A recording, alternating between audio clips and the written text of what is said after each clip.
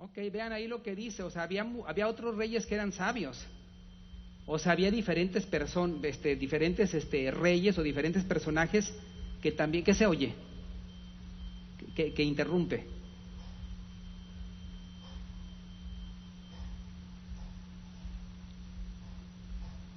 Ok, había diferentes reyes y obviamente sabios. La palabra magos, cuando dice que los reyes magos vinieron a Cristo, eran sabios, gente con mucho criterio, gente con mucha visión, pero aquí vemos que Salomón, sí, sobrepasaba a todos. La sabiduría de él era superior a los demás. Tú y yo hemos visto o hemos oído y no sabemos de memoria algunos dichos populares que tienen mucha razón, ¿verdad? Hay dichos que dicen, al que madruga Dios lo ayuda, ¿sí? El que dije hace rato, no hagas cosas buenas que parezcan malas. Y muchos dichos, a lo mejor nuestra mamá nos los decía, los aprendimos en la escuela y los leímos, pero cuando ves la palabra de Dios va por arriba todavía. O sea, son verdades que tocan el corazón, que cambian vidas y cuya sabiduría pasa por encima de los dichos populares, a pesar de que hay varios que nosotros conocemos y estamos de acuerdo, ¿verdad? Como dice un proverbio chino, ¿sí? Al muchacho no le des el pescado en la mano, dale una caña de pescar y enséñalo a pescar. Regálale una caña, enséñalo, en lugar de sacar el pescado y dárselo en la boca. Y así era Salomón. Salomón, como era muy conocido, porque durante los 40 años que gobernó Salomón no hubo guerra. Fue el tiempo de esplendor de Israel, fue un imperio. En ese tiempo Israel era la potencia. David sí peleó contra varios enemigos, los filisteos, pero Salomón, cuando hereda el reino de parte de su padre David, a él le tocan 40 años de paz. Él no tuvo guerra con nadie, era conocido en toda la región, no nada más por el poderío militar que tenía, o sea, todo el éxito. Su sabiduría sobrepasaba a cualquier rey. Tanto que ustedes han leído que hay una reina de Sabá, de otro imperio, de otra región, que llega a consultarlo. ¿Por qué? Porque veían, caray, vuela más alto que nosotros, vamos a consultarlo. Y es un rey de paz, es un rey que no busca guerras, al menos él gobierna, ¿sí? Es la mayor potencia y estamos en tiempo de paz con ello, con los israelitas. Vean por favor la cuarta característica, Primera de Reyes 4, 32 a 34. A ver, Paco, ¿me puedes ayudar con esa lectura? Primera de Reyes capítulo 4, 32 al 34.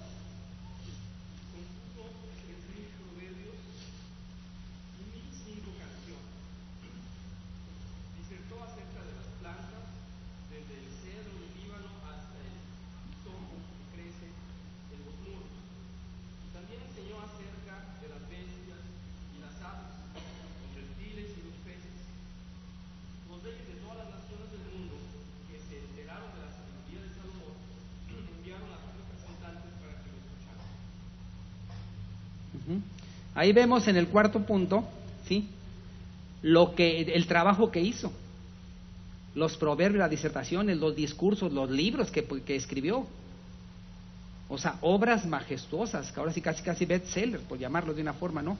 Eran producto, ¿sí?, de toda la sabiduría que Dios le había dado. Él escribió, dice, 1005 proverbios, y escribió sobre botánica, sobre zoología, hablaba de todo, él podía opinar de todo, problemas ambientales, él opinaba, él escribía, él tenía una sabiduría en muchas áreas que Dios le había dado. Entonces la sabiduría de él no nada más era en cuanto a gobernar, era también la sabiduría en cuanto a cómo vamos a poder hacer que la agricultura rinda más fruto. ¿Qué podemos hacer en el caso del ganado que está teniendo estas enfermedades? Hay que hacer esto. ¿Qué podemos hacer en el caso de los impuestos? Bueno, hay que balancearlos. Y él balanceaba todo en ese tiempo. Y obviamente por eso también llamaba la atención no solamente de los israelitas, sino de los reinos cercanos. Su sabiduría, ¿sí?, era profunda. Los proverbios que da él, o sea, tú y yo no sabemos varios. Me acuerdo aquel, Proverbios 15:1, la blanda respuesta apaga la ira. El que poco abre su boca, pocos problemas tendrá, mas el que no refrena su lengua se llenará de calamidades. Dices tú, caray, lo tengo que aplicar para mí porque está muy bien. Pero hay otros frases que ha habido de otros grandes personajes que también son buenas, ¿verdad? Sin embargo, Salomón, como una vez más lo mencionamos, Salomón escribió más de 1000 proverbios, cánticos o canciones, como dice ahí, una inspiración, ¿sí? Una pluma, ¿sí? Una profundidad, una sabiduría tremenda, superada solamente por Jesús. ¿Quieres ver un sermón magistral? ¿Quieres ver un sermón perfecto? El Sermón del Monte. Cuando quieras estudiar Mateo 5, 6 y 7, que esto es un solo bloque, y checa lo que el Señor va diciendo renglón tras renglón, renglón tras renglón. Él sí pasa por encima de Salomón, pero Salomón tenía el Espíritu de Dios, obviamente, era sabiduría que Dios le había dado. Vemos frases, por ejemplo, John F. Kennedy dejó una frase inmortal, ¿sí? No preguntes qué puede hacer la patria o el país por ti, más bien pregúntate qué puedes hacer tú por tu patria. Y frases, por ejemplo, Benito Juárez, entre los pueblos entre los hombres como entre las naciones, el respeto al derecho ajeno es la conservación de los dientes. No, así no dice, es la paz. Es la paz. O sea, es una frase muy profunda y muy bien. O sea, mientras nos respetemos y nos aceptemos y nos toleremos, habrá paz. Pero los proverbios, los cánticos, los escritos, las palabras de Salomón eran superiores a todas ellas. Vamos a ver la quinta característica de su sabiduría. Y esa, bueno, no vamos a leer todo el capítulo 5 y 6, se los voy a decir, en la construcción del templo. El Señor le dejó a David los planos del templo. David quería construir el templo y le pidió al Señor, Señor, dame permiso, yo construyo. Había un tabernáculo antes, era una tienda con cortinas y eso, ahí estaba el arca. Pero David ya quería construir el templo y le dijo el Señor, tú has sido guerrero, has derramado sangre, tú no lo vas a construir. Le dejó los planos a él, lo construirá tu hijo. Y Salomón es el que construye el templo. Tardaron 7 años en construir el templo. 185,000 personas, maderas traídas desde lejos, las piedras de veras con una precisión de ensamblar una piedra tras otra que dicen que cuando las ponían no cabía una hoja de papel en medio, tan alineaditas. Y tardaron 7 años. Era una obra majestuosa, dedicada a Dios, los planos dados por el Señor. Y Salomón supervisando la obra y dijo, las cosas se hacen para el Señor, vamos a hacer las cosas para el Señor, por lo tanto lo vamos a hacer todo lo mejor, no nos vamos a medir en esto, todo. Entonces trajo él canteros, trajo él gente dedicada a la madera, trajo de todos, incluso el Señor le puso a un ayudante llamado Hiram, que dice que le dio una sabiduría especial para tallar todo, esculturas y eso. Y el templo cuando se inaugura era una cosa tremenda, que la gente se quedaba impresionada. Ustedes llegan a leer eso un tanto cuando Jesús anda en el templo con los apóstoles, que los apóstoles le dicen, maestro, mira mira qué piedras, mira qué templo, mira esto. Y el Señor le dice, no quedará piedra sobre piedra, todo esto va a ser destruido. Ya después, ¿verdad? Algunos 600 años después, 1000 años después más bien, que fue cuando vino Cristo. Entonces vemos la construcción del templo fue una evidencia de cómo el Señor le dio a Salomón sabiduría y él supervisó la obra. Vamos al número 6, Primera de Reyes, capítulo 8. A ver, Hugo, ¿me ayudas en voz alta, por favor? Versículos 23 y 24. Adelante.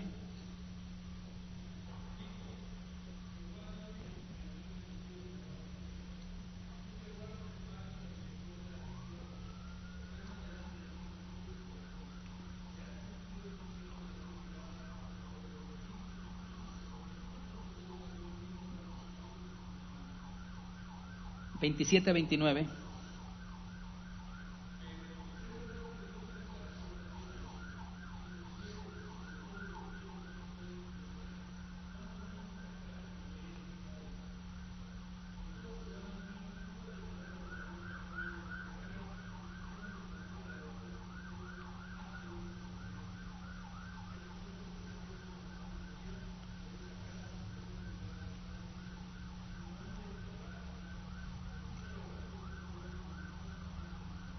38 al 40.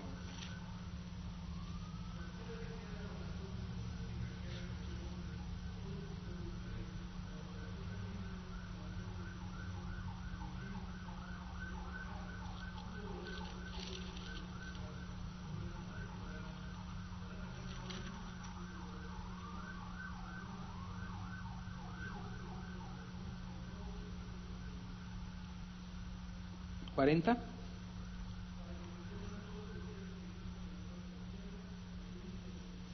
Ok, ahorita vimos extractos, así un poco recortaditos, de la oración que hace Salomón, pero es una oración impresionante.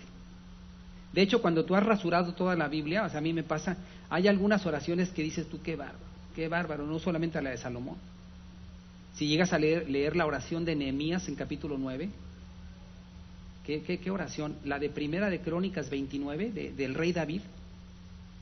Señor, de todo lo tuyo te voy a dar, todo es tuyo y de lo tuyo te doy. Bendice esto, y llegas a leer oraciones largas o cortas, ¿sí? Pero tan bonitas que dices tú, ay Señor, a veces dice uno, enséñame a orar. Pues la oración viene desde adentro. Las oraciones de Daniel. Ahora imagínate algunas otras. Algunas están escritas en la palabra de Dios y otras no. Imagínate cómo oraba Daniel cuando estaba en el foso con los leones al lado. Cómo oraba mientras un león le estaba lamiendo los cachetes y el otro le rascaba la cita al otro león, orando Daniel, ¿verdad? O sea, entonces la oración de Jonás adentro de la ballena, de rodillas y mira, temblando y todo, Señor, o sea, pero desde acá la oración de Jonás. Entonces, otra de las características de la sabiduría de Salomón, o de donde se cansa ver, es qué bonito le dirigía al Señor de su corazón. Señor, este templo es para ti, que tu presencia esté todos los días en esta casa. Ese versículo 29 que dice, que estén tus ojos abiertos de noche y de día sobre esta casa, sobre este lugar del cual tú has dicho, mi nombre estará allí, y que oigas la oración que tu siervo haga en este lugar. Cuando veo este versículo me acuerdo, cuando llegué a San Lucas, empecé a vivir en la colonia 4 de marzo, una persona de la iglesia me regaló un que se cuelga en la pared, no es póster, como una tela así que se cuelga, y era ese versículo. Y se me quedó grabado, que tus ojos estén abiertos de noche y de día sobre esta casa. Lo puse ahí en la cocina de la casa y dije, no hombre, está bonito este versículo. O sea, entonces, te das cuenta, Salomón, qué corazón entregaba a Cristo, qué corazón entregaba al Señor, qué sabiduría tenía él, y obviamente porque era admirado por las gentes, no solamente del país, sino los reyes circundantes. Ahora, ¿qué pasó? Si tú lees la Biblia, y en el caso de la vida de Salomón, Salomón gobernó 40 años. Empezó bien. El rey Saúl gobernó 40 años. Se dice que el rey Saúl a los 2 años empezó a fallar. 2 años estuvo Saúl obediente y todo, y al tercer año ya andaba haciendo fórmulas diferentes y se vino en picada. Y el Señor le dejó gobernar muchos años más. Salomón también, dentro de sus 40 años, llegó un momento en que él, por descuidar su relación con Dios, ¿sí?, empezó a tener ya no sabiduría, sino insensatez. Por palabra insensatez, entiéndase, necedad, o hacer las cosas mal. ¿Y qué encontramos en donde empezó a hacer las cosas mal? Vamos a ver la primera característica. En Primera de Reyes, ahí estamos en el capítulo 4, nos regresamos un poco al 4, versículos 21 a 23. A ver, Gabriel, ¿me puedes ayudar en voz alta? Estamos en capítulo 4, Primera de Reyes, versículos 21 a 23. Adelante.